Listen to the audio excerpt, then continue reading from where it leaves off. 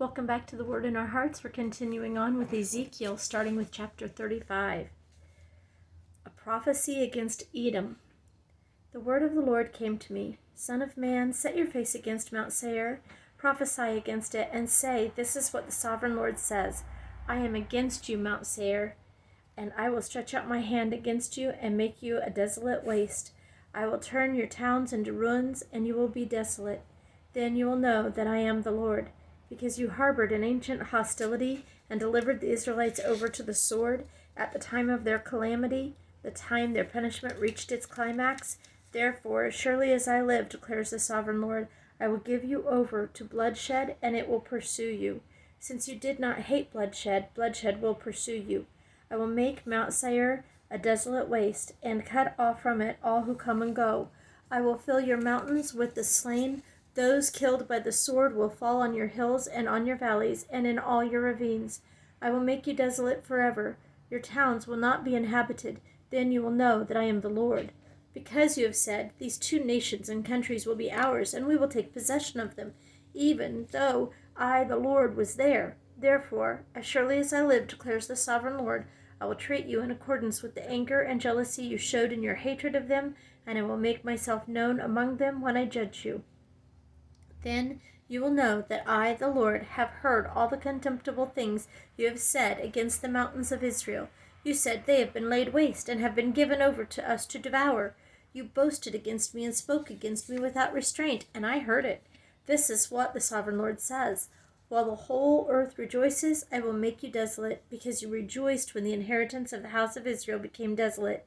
This is how I will treat you. You will be desolate, O Mount Seir, you and all of Edom. Then they will know that I am the Lord. Chapter 36. A prophecy to the mountains of Israel. Son of man, prophesy to the mountains of Israel, and say, O mountains of Israel, hear the word of the Lord. This is what the sovereign Lord says.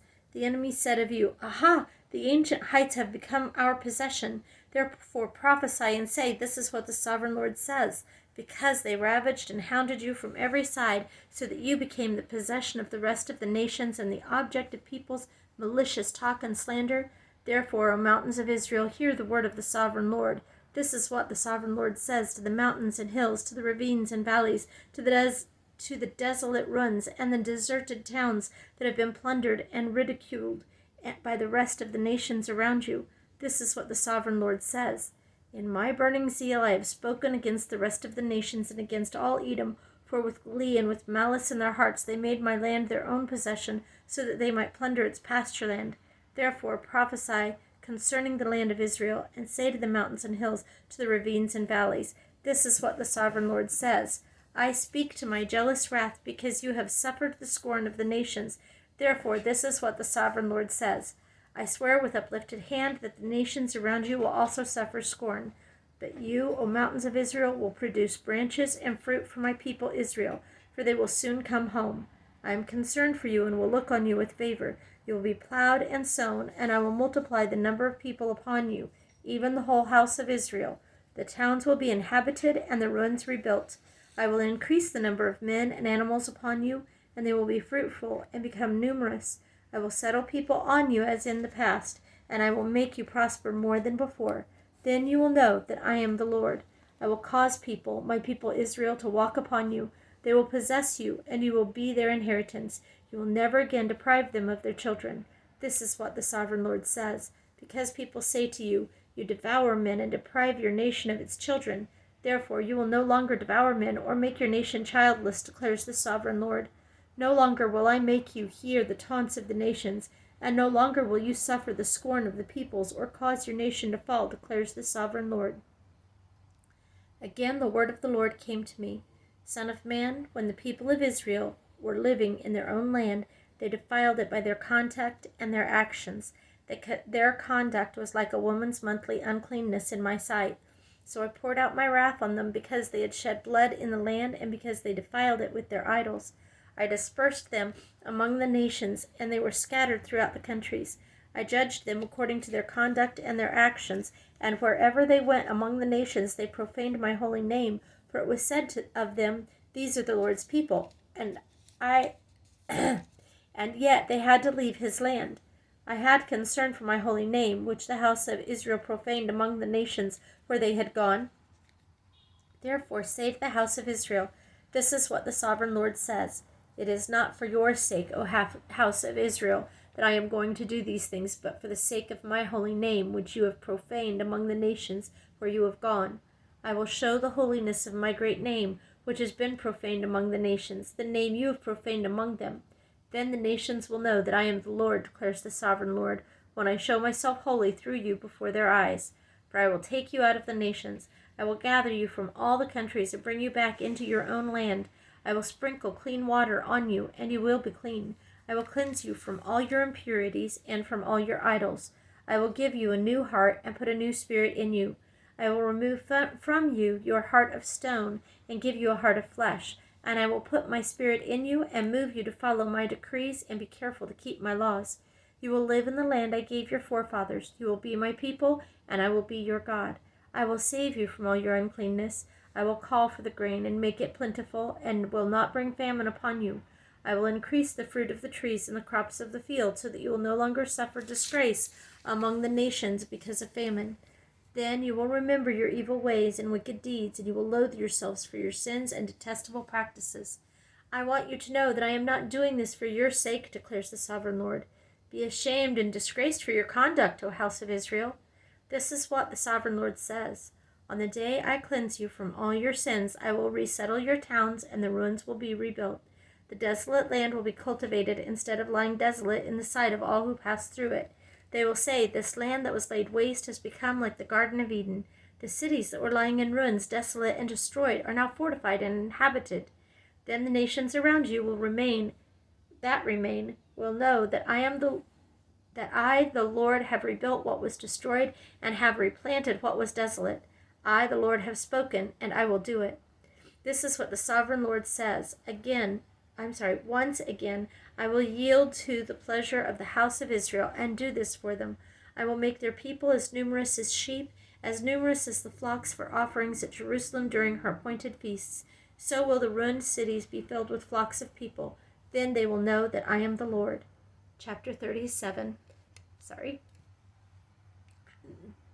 The Valley of Dry Bones. The hand of the Lord was upon me, and he brought me out by the Spirit of the Lord and set me in the middle of a valley. It was full of bones. He led me back and forth among them, and I saw a great many bones on the floor of the valley, bones that were very dry. He asked me, Son of man, can these bones live? I said, O sovereign Lord, you alone know.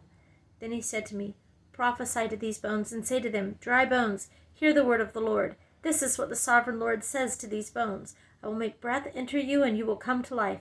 I will attach tendons to you and make flesh come upon you and cover you with skin. I will breathe in you, and you will come to life. Then you will know that I am the Lord. So I prophesied as I was commanded. And as I was prophesying, there was a noise, a rattling sound, and the bones came together, bone to bone. I looked, and tendons and flesh appeared on them, and skin covered them, but there was no breath in them. Then he said to me, Prophesy to the breath. Prophesy, Son of Man, and say to it, This is what the sovereign Lord says. Come from the four winds, O breath, and breathe into these slain, that they may live. So I prophesied as he commanded me, and breath entered them, and they came to life, and stood up on their feet, a vast army. Then he said to me, Son of man, these bones are the whole house of Israel. They say, Our bones are dried up, and our hope is gone. We are cut off. Therefore prophesy and say to them, This is what the sovereign Lord says, O my people. I am going to open your graves and bring you up from them. I will bring you back to the land of Israel. Then you, my people, will know that I am the Lord when I open your graves and bring you up from them. I will put my spirit in you, and you will live, and I will settle you in your own land. Then you will know that I, the Lord, have spoken, and I have done it, declares the Lord. One nation under one king. The word of the Lord came to me. Son of man, take a stick of wood and write on it, belonging to Judah and the Israelites associated with him. Then take another stick of wood and write on it, Ephraim's stick, belonging to Joseph and all the house of Israel associated with him. Join them together into one stick, so that they will become one in your hand.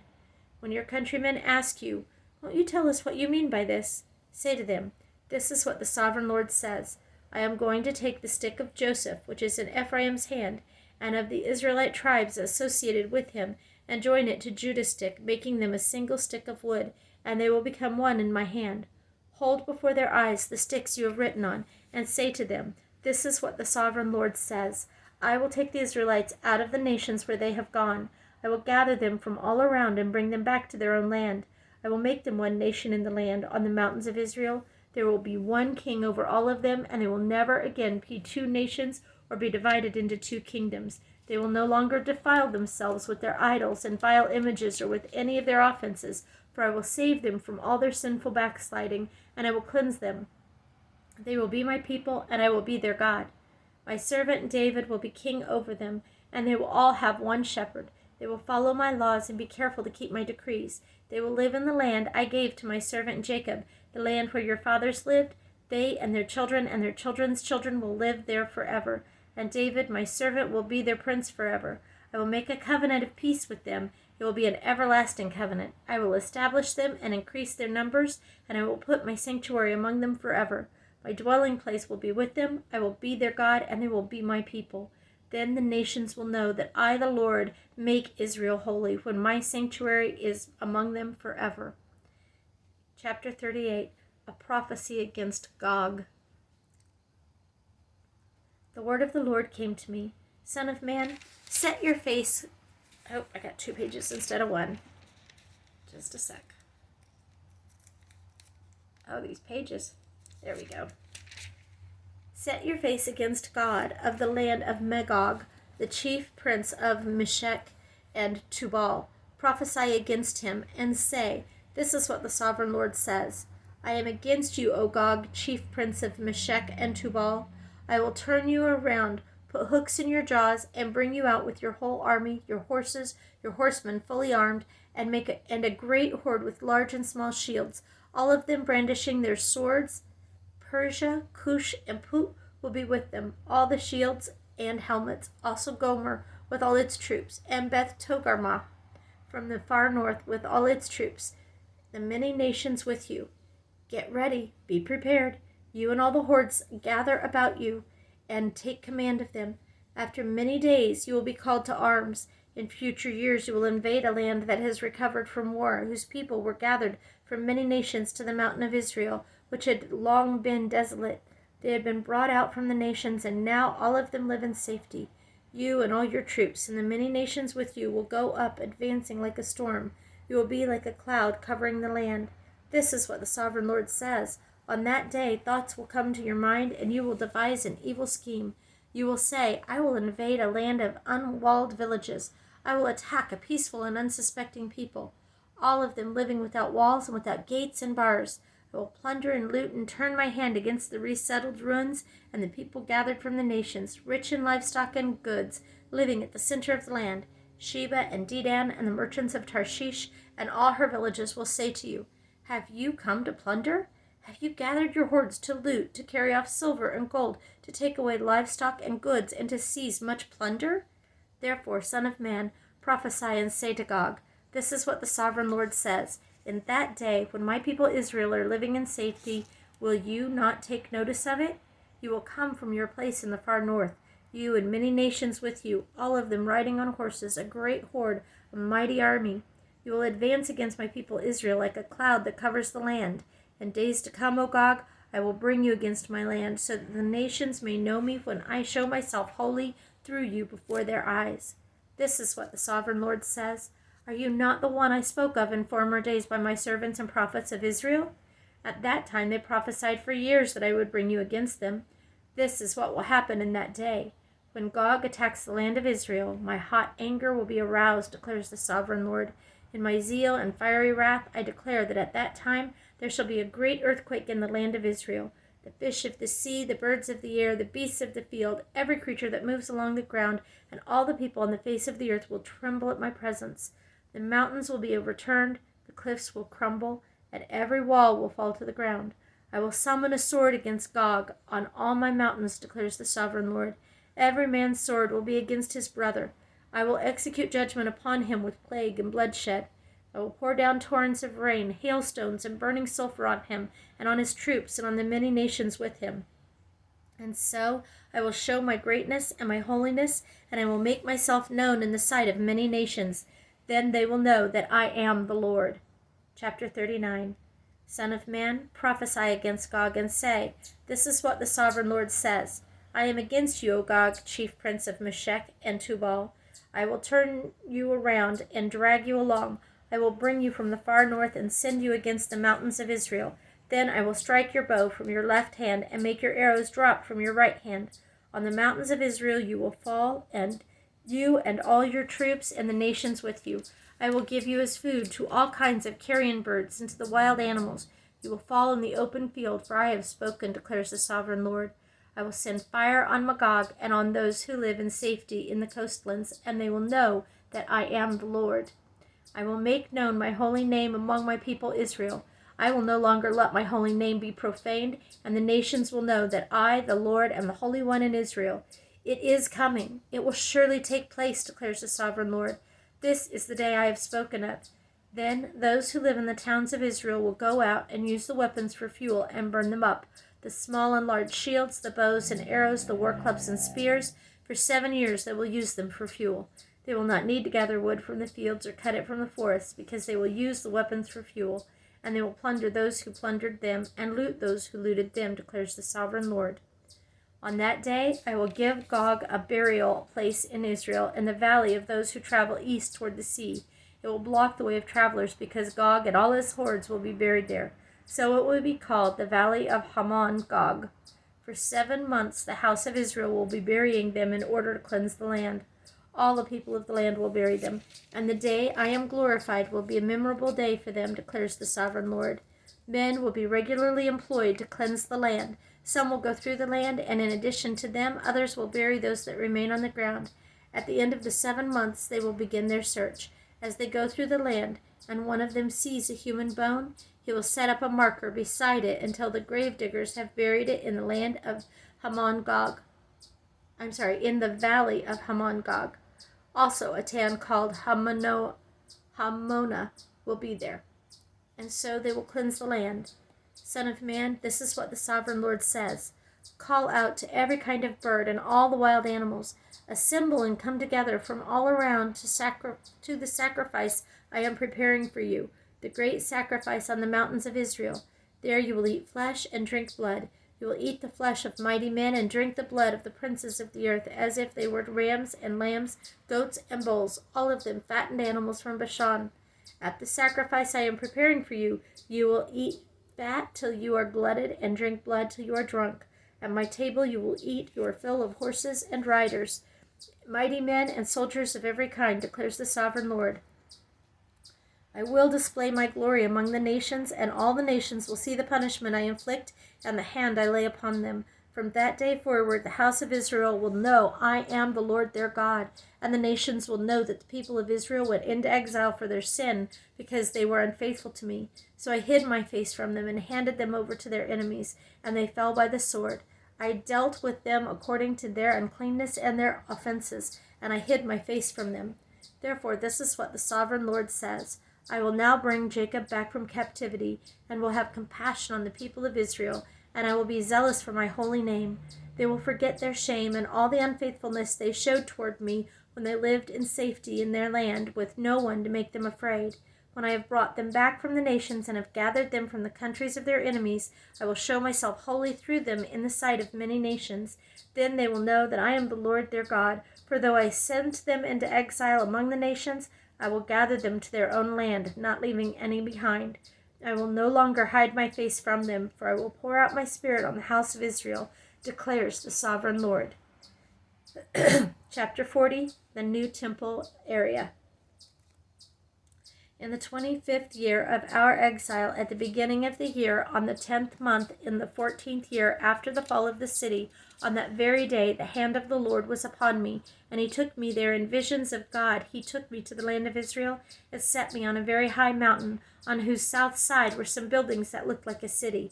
He took me there, and I saw a man whose appearance was like bronze. He was standing in the gateway with a linen cord and a measuring rod in his hand. The man said to me, Son of man, look with your eyes and hear with your ears, and pay attention to everything I am going to show you, for that is why you have been brought here.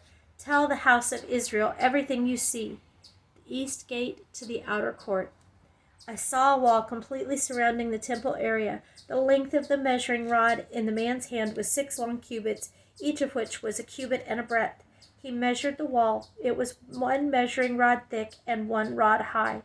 Then he went to the gate facing east. He climbed its steps and measured the threshold of the gate. It was 1 rod deep. The alcoves for the guards were 1 rod long and 1 rod wide, and the projecting walls between the alcoves were 5 cubits thick, and the threshold of the gate next to the portico facing the temple was 1 rod deep. Then he measured the portico of the gateway. It was 8 cubits deep, and its jambs were 2 cubits thick. The portico of the gateway faced the temple. Inside the east gate were 3 alcoves on each side. The 3 had the same measurements, and the faces of the projecting walls on each side had the same measurements. Then he measured the width of the entrance to the gateway. It was 10 cubits, and its length was 13 cubits. In front of each alcove was a wall 1 cubit high, and the alcoves were 6 cubits square. Then he measured the gateway from the top of the rear wall of one alcove to the top of the opposite one. The distance was 25 cubits from one parapet open to the opposite one. He measured along the faces of the projecting walls all around the inside of the gateway 60 cubits. The measurement was up to the portico facing the courtyard. The distance from the entrance of the gateway to the far end of its portico was 50 cubits. The alcoves and the projecting walls inside the gateway were surmounted by narrow parapet openings all around, as was the portico. The openings all around faced inward. The faces of the projecting walls were decorated with palm trees. The outer court. Then he brought me into the outer court. There I saw some rooms and a pavement that had been constructed all around the court. There were 30 rooms along the pavement. It abutted the sides of the gateways and was as wide as they were long. This was the lower pavement. Then he measured the distance from the inside of the lower gateway to the outside of the inner court. It was 100 cubits on the east side as well as on the north. The north gate. Then he measured the length and width of the gate facing north, leading into the outer courts. Its alcoves, 3 on each side, its projecting walls, and its portico had the same measurements as those of the first gateway. It was 50 cubits long and 25 cubits wide. Its openings, its portico, and its palm tree decorations had the same measurements as those of the gate facing east. 7 steps led up to it with its portico opposite them. There was a gate to the inner court facing the north gate, just as there was on the east. He measured from one gate to the opposite one. It was 100 cubits. The south gate. Then he led me to the south gate, and I saw a gate facing south. He measured its jambs and its portico, and they had the same measurements as the others. The gateway and its portico had narrow openings all around, like the openings of the others. It was 50 cubits long and 25 cubits wide. 7 steps led up to it, and its portico opposite them. It had palm tree decorations on the faces of the projecting walls on each side. The inner court also had a gate facing south, and he measured from this gate to the outer gate on the south side. It was 100 cubits. Gates to the inner court. Then he brought me into the inner court through the south gate, and he measured the south gate. It had the same measurements as the others. Its alcoves, its projecting walls, and its portico had the same measurements as the others. The gateway and its portico had openings all around. It was 50 cubits long and 25 cubits wide. The porticos of the gateways around the inner court were 25 cubits wide and 5 cubits deep. Its portico faced the outer court. Palm trees decorated its jambs, and 8 steps led up to it. Then he brought me to the inner court on the east side, and he measured the gateway. It had the same measurements as the others. Its alcoves, its projecting walls, and its portico had the same measurements as the others. The gateway and its portico had openings all around. It was 50 cubits long and 25 cubits wide. Its portico faced the outer court. Palm trees decorated the jambs on either side, and 8 steps led up to it. Then he brought me to the north gate and measured it. It had the same measurements as the others, as did its alcoves, its projecting walls, and its portico, and it had openings all around. It was 50 cubits long and 25 cubits wide. Its portico faced the outer court. Palm trees decorated the jambs on either side, and 8 steps led up to it. The rooms for preparing sacrifices.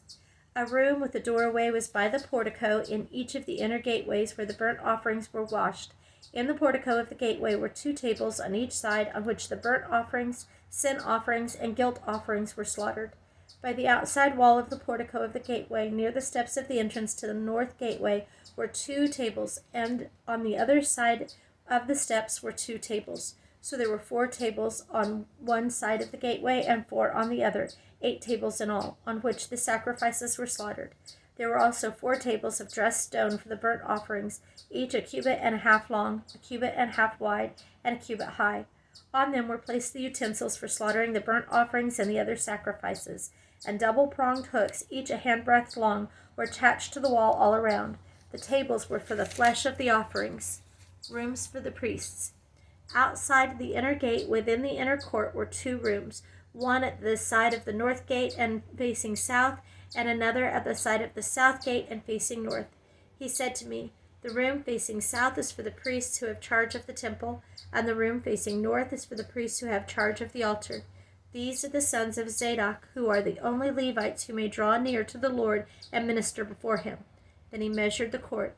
It was square, 100 cubits long, and 100 cubits wide, and the altar was in front of the temple. The temple. He brought me to the portico of the temple and measured the jambs of the portico.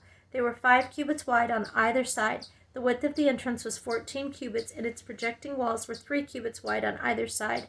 The portico was 20 cubits wide and 12 cubits from front to back. It was reached by a flight of stairs, and there were pillars on each side of the jambs. Thank you for listening. We'll start with chapter 41 next time.